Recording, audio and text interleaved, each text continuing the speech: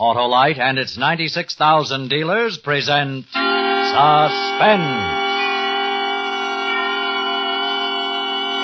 Tonight, Autolite brings you Fly By Night, a suspense play starring Mr. Joseph Cotton.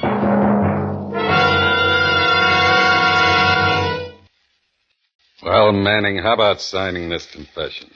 I want my lawyer. You don't need a lawyer, not if you tell the truth. Well, my wife's cousin, Charles Borden, he's the lawyer. I want him. Look, Manning, we know you killed Garvin. All you have to do is admit it. I didn't do it. It's a frame, I told you. Just as soon as you confess, you can go to sleep. A bargain? I didn't kill Garvin. Don't be stubborn, Manning. I didn't do it. Frame. Then how come that boy Venuti saw you? He says he saw you leave Garvin's apartment at 11:30, just after the shooting. I left at 10. Venuti's liar. Why should Venuti lie? Let me talk to him. I'll find out. What's to find out? You hated Garvin. You don't deny that, do you? Garvin accuses you of stealing money from the business, throws you out, so you kill him. He couldn't throw me out. Full partner, let me alone. You killed him. Sleep. Not until you sign this confession. Sign this confession and we won't bother you anymore. You can lie down on my bed here in my apartment and sleep till you can't look sleep in the face anymore. Come on, Manning, be smart. You Wait want a minute. Huh? He's asleep. Oh? Come on, Manning. Confess or I'll keep you awake forever. All right. You'll sign the confession? Yeah. I'll sign it. Sleep. Put the killer to bed, Coogan.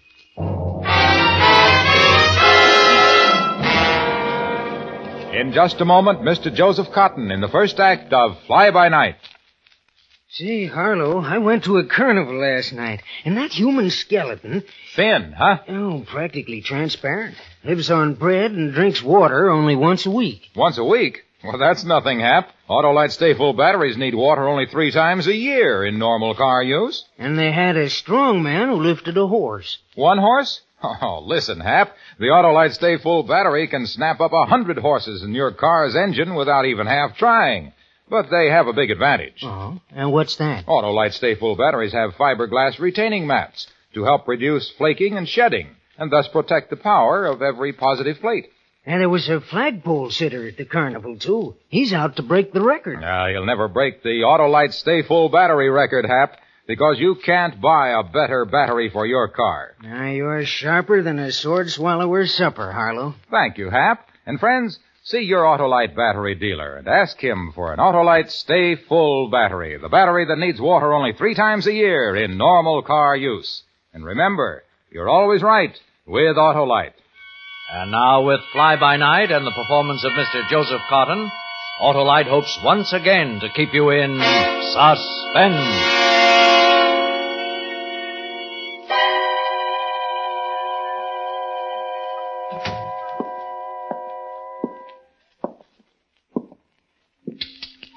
Wake up. Wake up, Manning, wake up.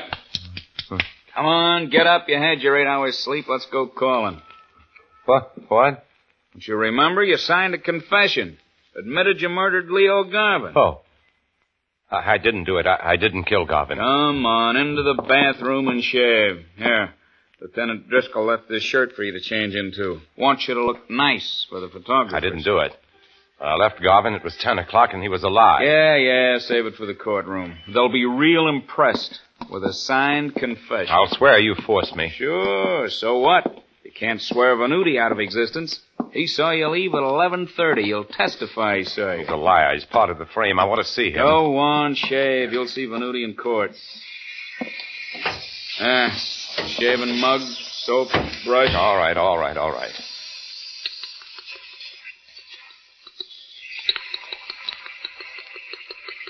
Come on. How much lather do you need? Hey, my eyes!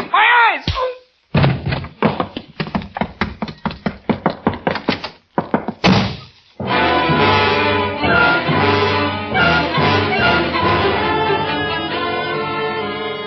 It worked. The shaving brush in Cogan's eyes and hitting him with all the strength I had left in me, it worked. And I got out of there, out and into the streets.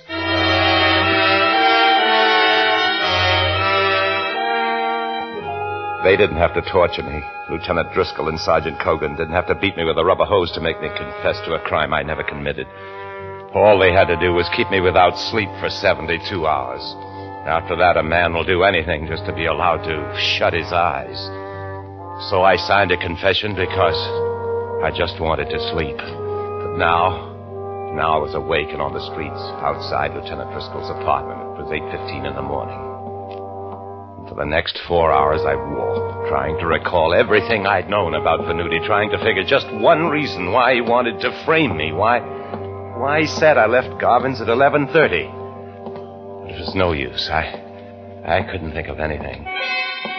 And suddenly it occurred to me they were looking at me. The people on the street were staring. Then I remembered it was October and I had no coat. I was in shirt sleeves. I'd left my coat in Lieutenant Driscoll's apartment.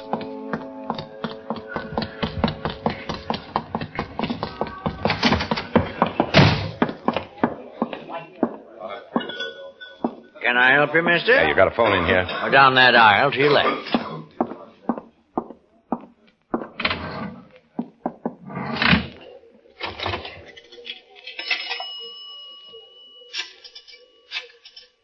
Three, 2, 4, 2, 1.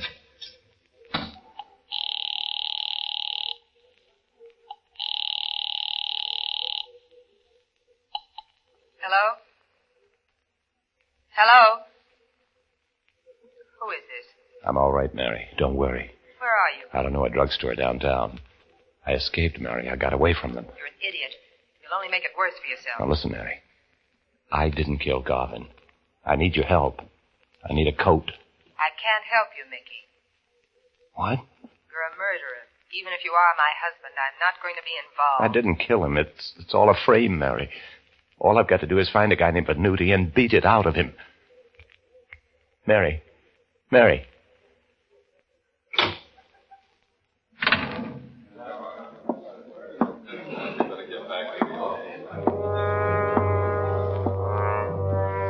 I couldn't blame her much. The shock of finding that her husband was wanted for murder. I had to get to Venuti to prove it was a lie. But now was no time to think about it because it was a few minutes before 1 o'clock, and that was good because I was near Charlie Borden's office. And he went out to lunch at 1 o'clock. Charlie was my lawyer, my wife's cousin. And now he was the man I had to see. There was an alley next to his office building, and I waited there. Charlie. Charlie. Over here. Come here. What happened to you? Where have you been these past 3 days? Listen, Charlie. 2 cops had me in an apartment uptown. Cops?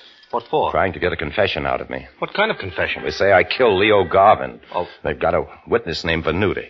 He said I left Garvin's place at 11:30. But I left at 10. Oh, then you got nothing to worry about, Mickey. Mary will testify you were home a little after 10. I didn't get home till after 12. Huh? Well, after I left Garvin, I walked. We had an argument. I was upset. I spent a couple of hours walking. Well, then you didn't do it. No, of course I didn't. They got a confession out of me anyway. You mean to say you signed a confession when you didn't do it? Well, they kept me without sleep for 72 well, hours. They can't do that. That's illegal. Listen, Charlie, I need your help. Of course. Let's go back to my office. I'll arrange to surrender you directly to the DA. And I'm going to raise the roof about that confession. I'm not going to surrender. I've been framed, Charlie. I've got to find this Venuti. Now, listen, Mickey, you leave that to me. You can't wander around where any cop might take a shot at you. You've got to find me first. Listen, I need a jacket and a coat. Can you get them for me? Sure. I'll phone Mary right away. Where'll you be? Remember that movie we went to last week? The Rivoli? Yeah. I'll be there. Back row. Make sure they're not following you. Okay, give me a half hour. What will you do meantime? I'll give you an hour because I'm going to Venuti's. I'm going to make him tell me who paid him for that lie. Mickey, don't do it. Better leave things to me. Just get me the coat and the jacket. Venuti is the one thing I can take care of better than you.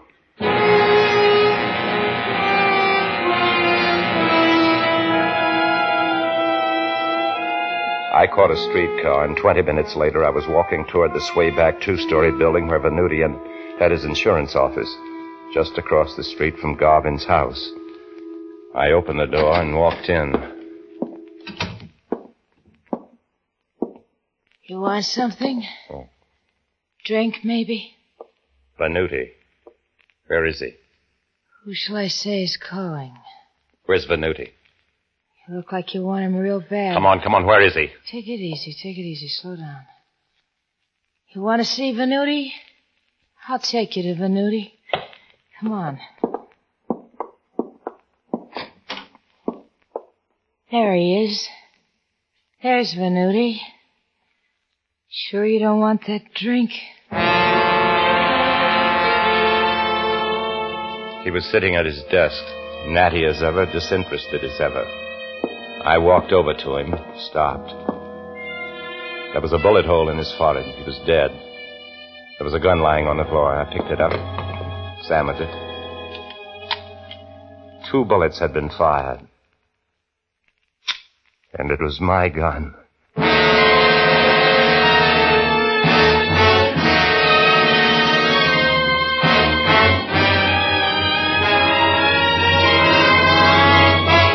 Autolite is bringing you Mr. Joseph Cotton in Fly By Night, tonight's production in radio's outstanding theater of thrills, Suspense.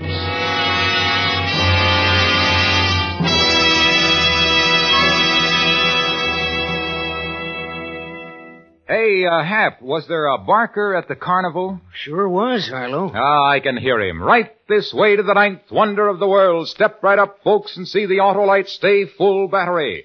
This sensational specialist of sure starts needs water not 10, not 5, but only 3 times a year in normal car use. Yep, the barker's always a big attraction. Well, not as big as the Autolite Stay Full battery, Hap. It attracts hundreds of thousands of discriminating drivers every year. Plays to a full house, huh, Harlow? You said it, Hap. And no one-night stands either. Autolite Stay Full batteries are always good for a long run. How come, Harlow? Well, Autolite Stay Full batteries have fiberglass retaining mats protecting each positive plate. These mats help reduce flaking and shedding. They get top billing with me, Harlow. Attaboy, Hap. So, friends, see your neighborhood Autolite battery dealer, and when you pay your money and you take your choice, choose an Autolite Stay Full battery. The battery that needs water only 3 times a year. Remember, you're always right with Autolite. And now Autolite brings back to our Hollywood soundstage Mr. Joseph Cotton in Elliott Lewis's production of Fly By Night, a tale well calculated to keep you in suspense.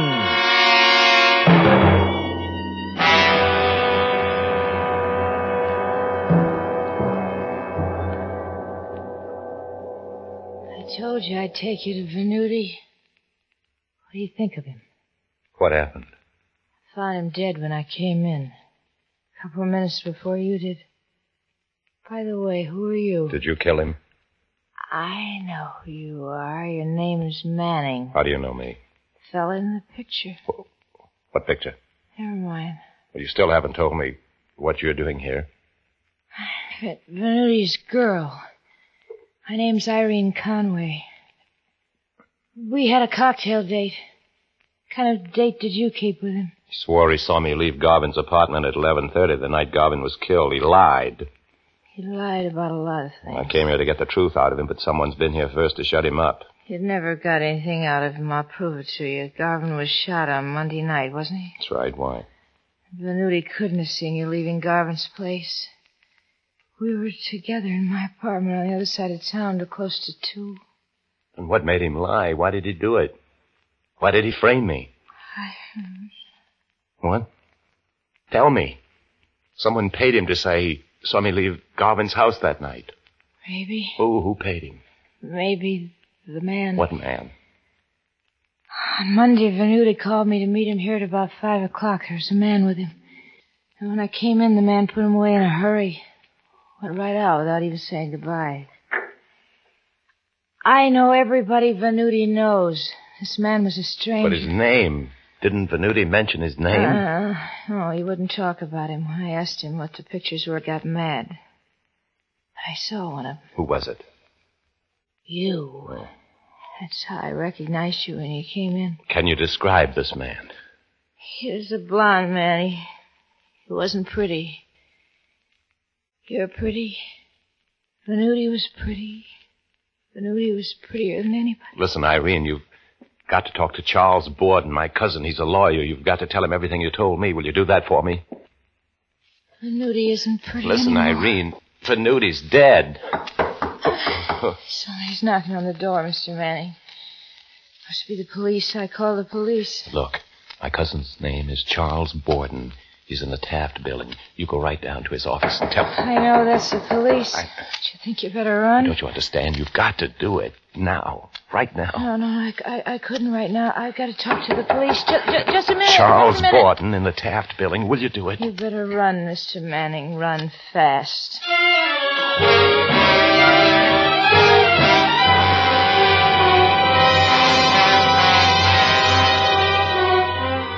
I ran out the back way and into the streets. Now it was time to meet Charlie in the movie theater. Get the jacket and coat from him. Tell him about Irene and the man with my picture. I got settled in one of the empty seats in the back row of the movie and waited. In a little while, Charlie came in and sat down next to me. He had the extra coat and jacket with him. Did you find Venuti? I found him. He was dead when I found him, shot with my pistol. Here, you take it. Someone's trying to get me, Charlie, and I think I have a lead on it. What kind of lead? A girl named Irene Conway, friend of Venuti's. She saw the man who paid Venuti to put the finger on me. If she doesn't come to you, you've got to find her, Charlie. Okay. Make her tell you what she knows, then follow it up. Hire detectives if you have to. Mary can sign checks for me. I've got about $1,500 in my account. Don't worry about the money. I'll take care of it. I need some cash now. I used what I had on phones and streetcars. I put $25 in the jacket. Thanks, Charlie. I hope it fits you. It's my jacket. Mary wouldn't give me one of yours. I'll keep in touch with you by phone. Okay. I'm going. You stay for another 10 minutes or so. Right. Thanks again. Good luck, Mickey.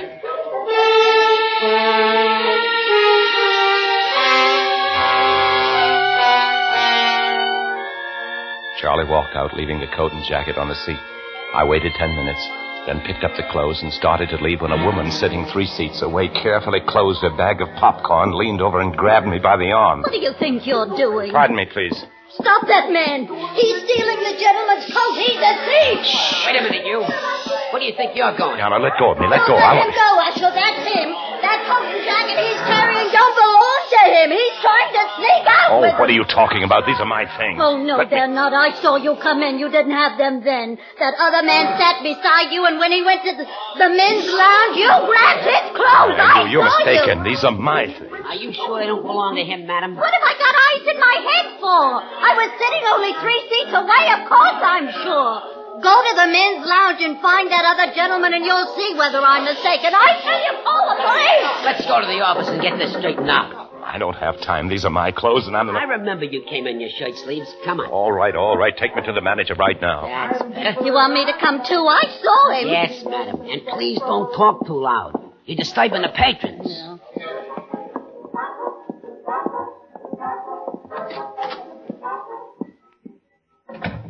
Yes? What is it? Mr. Schreier, this woman claims that this man is trying to walk out with a coat and jacket belonging to another patron. She says he's in the lounge. Is that so?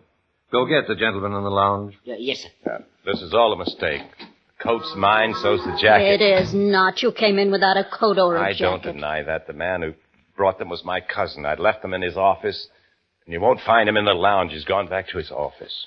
You say this coat and jacket are yours? Yes. Can you identify them by the contents of the pocket? Well, there should be $25 in the jacket. In which pocket? I don't remember one of them. Well, we'll soon see.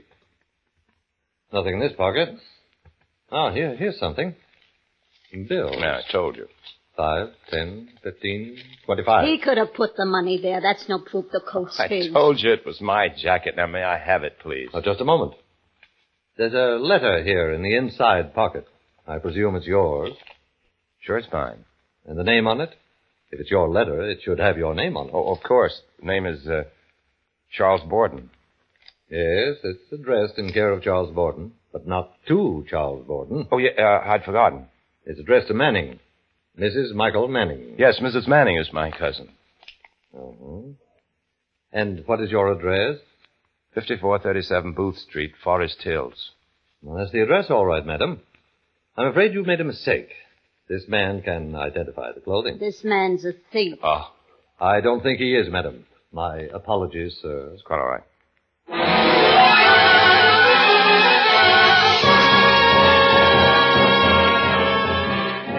I walked out of the theater, lost myself in the crowd, and didn't stop until I was 10 blocks away. Then I slipped into a lunchroom and had my first meal of the day. While I was eating, I took the letter out of the pocket of Charles' jacket. Why hadn't he turned this letter over to my wife? what was in it he didn't want Mary to see. I opened and read it. Leeds, Fulbright, and Benning, attorneys at law, 1312 Q Street, Sacramento, California, 12 August 1950. Dear Mrs. Manning, this is to inform you that you have been named sole beneficiary under the last will and testament of your late uncle, Benjamin Williams. We request that you or your attorney appear in the probate proceedings by means of the enclosed waiver of citation, so that we may make distribution. In our opinion, after taxes, your inheritance will be upwards of $200,000. Sincerely yours, Julius Benning. $200,000. I was stunned at first. Then it suddenly occurred to me. Charlie hadn't said a word about it. Charlie hadn't even shown the letter to Mary. Then I took another look at the date. August 12th. Over a month ago. Then it came into focus. Cousin Charlie was playing the hand alone. He didn't want Mary to have any of that money. Charlie was the one who had framed me, kept me out of the way, then Mary. Then Charlie would be the sole survivor of our late uncle. Charlie had stolen my gun. Then I'd helped him. I'd put my fingerprints on the gun at Venuti's and then given it to Charlie. Charlie was the man with the pictures who paid Venuti to put me on the spot. I paid my check and grabbed a cab outside. At 8:30, I was running up the steps of Charlie's house.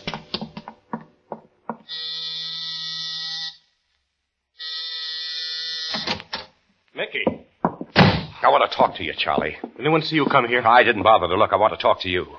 All right, Mickey. You had me fooled, Charlie. Framed me and fooled me. What are you talking about? You knew Mary had inherited $200,000. $200,000? You knew it.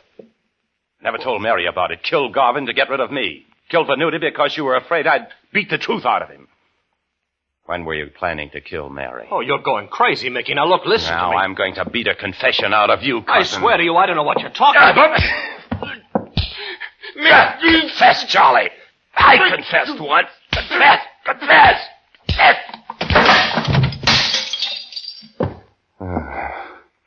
You didn't confess, Charlie.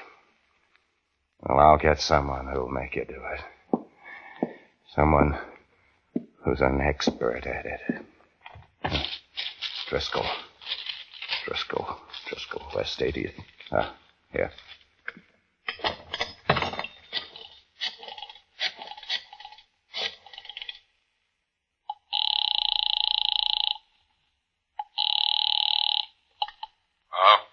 Driscoll? Yeah? Mickey Manning. Where are you, killer? Charlie Borden's apartment. I've got your murderer for you.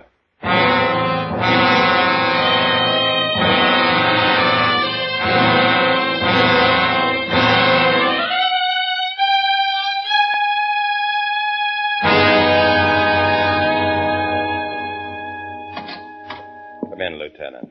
Come in. Thanks, Manning. I brought somebody. Your wife. Hello, Mickey. Mr. Driscoll called me and said you found Garvin's killer. Have you really, Mickey? Yes. Venuti's, too. I told you it was a frame, Mary. Who's the killer, Manning? Cousin Charlie. Now, why should Charlie kill them, Mickey? Because he wanted all that money for himself, don't you see? Because he wanted that $200,000 for himself. Is that right? Yes, that... Wait a minute. How did you know about that $200,000, Mary? I knew it from the day I got the letter from the lawyers. And I said to myself, now there's no sense in sharing all that money when there's a way to get it all to myself. So you framed me, Mary. So I framed you. Driscoll and I framed you. Driscoll killed Garvin. Killed Venuti. Now... Driscoll. What's your salary for killing off duty? Always off-duty killing. Cogan and I don't have badges. People like Mary here pay us to play act at being cops. That confession I made to you is worthless. No, not at all, Mickey. I have it in my purse. It's a confession a husband made to his wife. Well, tell me something, wife. How did you plant that letter from the lawyers so I'd find it in Charlie's jacket? Well, Charlie called me and told me you needed a jacket. I came to Charlie and persuaded him to take one of his own. Then I slipped the letter in the pocket so you'd find it. Had 2 people killed for that money just to get rid of me. Why didn't you just kill me and leave the others alone? I like it this way, Mickey. I like testifying at your trial. I like being all broken up because they'll hang you for murder. Driscoll? Yeah. Let's go say hello to Cousin Charlie. Hello, Cousin Charlie. Huh? Cousin Charlie doesn't answer. Oh, my, you really beat him up, Manning. Charlie did. No, Cousin Charlie is still alive. He'll be able to talk soon. And if he talks, Mary, we'll be in trouble. Hold this gun on your husband, Mary. All right. Close your eyes if you can't stand this, Manning. I'm going to start on Cousin Charlie where you left off. Leave Charlie alone. Leave him alone. I'll kill you, Driscoll. Mary! Kill you. Mary! Get him off me! Drop it, God. Drop it, or so help me, I'll break every bone. Drop it, Mary. Mickey. Oh, Mickey. Now, Mickey. Mary, you go over to that phone. Go over to the phone. All right, Mickey. Now call the police. Tell them you're calling for me. Then tell them I know who killed my partner, Garvin. All right, Mickey.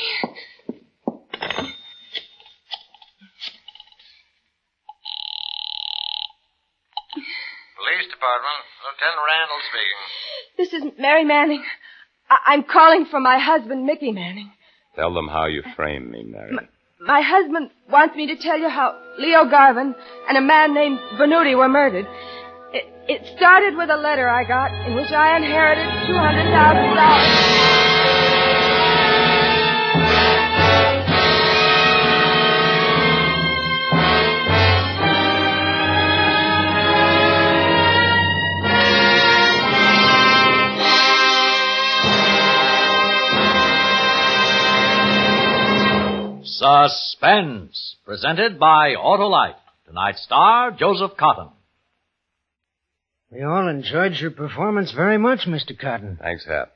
Thank you, Joe. We hope you'll return to Suspense again soon. I hope so, too, Harlow. It's always a pleasure to be associated with Autolite. He sounds like you, Wilcox. Of course, like me and hundreds of thousands of satisfied Autolite customers. Why, Hap, you'll find Autolite friends everywhere because Autolite makes more than 400 products for cars, trucks, planes, and boats in 28 plants from coast to coast. These include complete electrical systems used as original equipment on many makes of America's finest cars. Generators, coils, distributors, voltage regulators, wire and cable, starting motors, and electric windshield wipers. All engineered to fit together perfectly, work together perfectly, because they're a perfect team. So, friends, don't accept electrical parts supposed to be as good. Ask for and insist on Autolite original factory parts at your neighborhood service station, car dealer, garage, or repair shop. Remember, you're always right with Autolite.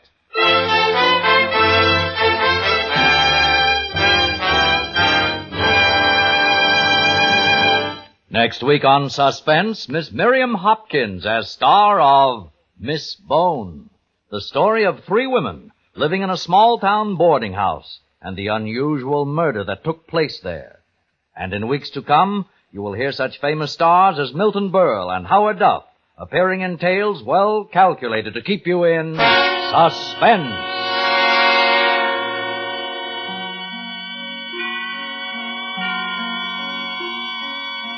Tonight's Suspense play was produced and directed by Elliott Lewis, with music composed by Lucien Morawek and conducted by Lud Gluskin. Parts of this program were transcribed. Fly by Night by George and Gertrude Fass was adapted for Suspense by Morton Fine and David Friedkin. Joseph Cotton may soon be seen in the 20th Century Fox production, 2 Flags West. And remember next week on Suspense, Miss Miriam Hopkins in Miss Bone.